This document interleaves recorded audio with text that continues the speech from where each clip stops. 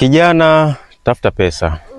Inawezekana ikawa pesa si kila kitu kwenye haya maisha, lakini pesa inaweza ikakupa vitu ambavyo vinaweza vikajenga furaha yako.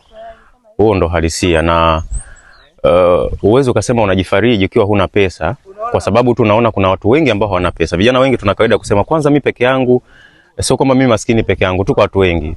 Maskini ni watu ambao wanatafuta visingizio. Kwa hiyo kama ni wewe kijana ambaye unatamani siku moja uweze kuishi maisha ya ndoto yako, tafuta pesa bro. Lakini hizi pesa inawezekana zisije kirahisi, zina mchakato. Jaribu kutafuta kazi ambayo itaweza kukuingizia kipato chako endelevu, kile kitakachokufanya uweze kuafford mahitaji yako na kuweza kuishi maisha ya ndoto zako. Si kila biashara kwako inaweza ikawa rahisi. Epuka kufanya mambo mengi kwa wakati mmoja. Jaribu kutafuta biashara moja, wekeza focus yako hapo na utakuja kutoboa. Pata pesa bro. Inawezekana pesa siwe furaha moja kwa moja, lakini itakuwezesha kumiliki vitu vitakavyokupa furaha. Niko Oviedo kama mnaweza kuona kwa Dr. Ibrahim Chenza. Ni mtu ambaye amefanikiwa sana katika industry ya network marketing.